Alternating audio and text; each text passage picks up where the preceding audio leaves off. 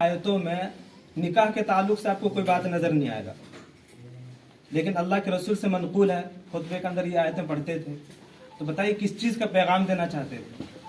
دیکھیے سب سے پہلے یا ایھا الذین آمنوا اتقوا اللہ، اے ایمان والو اللہ سے ڈرو. سب سے پہلا کہ اے ایمان والو اللہ سے ڈرو، حق تقاتی، کیسا؟ جیسا کہ اللہ سے ڈرنے کا حق ہے. ولا تموتن الا وانتم مسلمون، اور مت مرو لیکن اسلام کی حالت میں، یعنی پوری زندگی اسلام پر، پوری زندگی اسلام کے مطابق گزارو. اس لیے ہم دعا میں بھی، جنازے کی دعا میں جو پڑھتے ہیں تو پڑھتے ہیں نا اللہم من احییت منا فاحیی علی الاسلام، اللہ جب تک ہمیں زندہ رکھ تو اسلام پر رکھ، جب تک ہمیں موت ایمان پر خاتمہ نصیب فرما. تو قرآن بھی یہ کہہ رہا ہے کہ مت مرو مگر اسلام کی حالت میں، یعنی پوری زندگی اپنی اسلام کے مطابق گزارو. ایک آیت تو خطبے کے اندر یہ پڑھی جاتی ہے. دوسری آیت جو پڑھی جاتی ہے سورہ نساء کی پہلی آیت ہے یا ایھا الناس اتقوا ربکم الذی خلقکم من نفس واحدۃ وخلق منها زوجها وبث منهما رجالا كثيرا ونساء واتقوا الله الذي تساءلون به والارحام ان الله كان عليكم رقيبا. دیکھیے اس کے اندر بھی اگر غور کریں تو اس میں بھی سب سے پہلے یہی کہا گیا. پہلی آیت میں تو صرف ایمان والوں سے مخاطب تھا قرآن شریف، اس آیت میں پورے انسانوں سے مخاطب ہے کہ لوگوں اللہ سے ڈرو، اس رب سے ڈرو جس نے تم کو ایک جان سے پیدا کیا. ایک جان سے کیا مراد ہے؟ آدم علیہ السلام. خلق منها زوجها، پھر اسی جان سے اس کی بیوی کو پیدا کیا حوا علیہ السلام کو. وبث منهما رجالا كثيرا ونساء، اور پھر ان دونوں سے پورے بہت سارے مرد اور عورتوں کا اللہ تعالیٰ نے پھیلا دیا. واتقوا الله الذي تساءلون به والارحام، اور اللہ سے ڈرو جس کے واسطے دے کر کے تم ایک دوسرے سے مدد مانگتے ہو. والارحام، اور رشتہ داریوں کے تعلق سے، رشتہ داریوں کے حقوق کے بارے میں بھی اللہ سے ڈرو، ان کے حقوق کے خیال رکھو. ان اللہ کان علیکم رقیبا، اللہ تم پر نگراں ہے، یعنی تمہارے اعمال، تمہارے حرکات سکنات سب اللہ تعالیٰ دیکھ رہے ہیں. ایک آیت تو یہ پڑھتے ہیں خطبے کے اندر.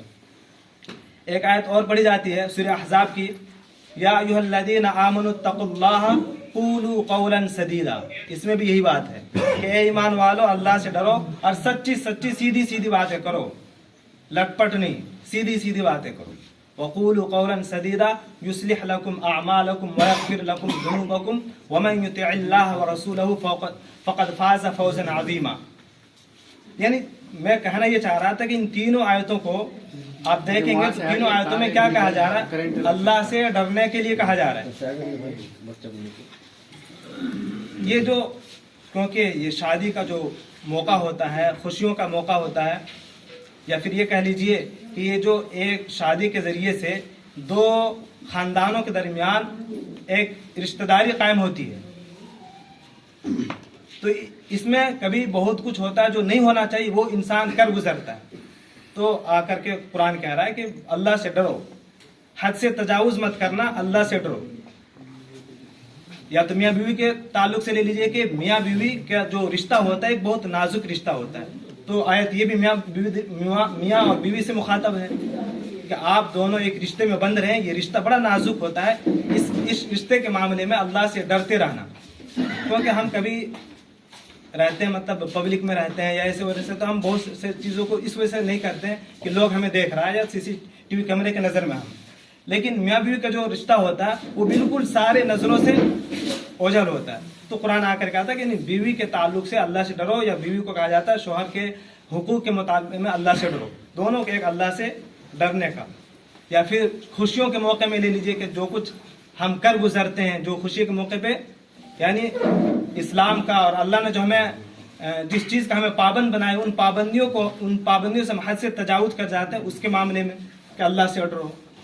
جیسے ابھی انہوں نے ایک بات کی طرف توجہ دلایا کہ سلام کا موقع ہوتا ہے کہ آدمی ہر وقت جب بھی ایک دوسرے سے ملے تو سلام کرے.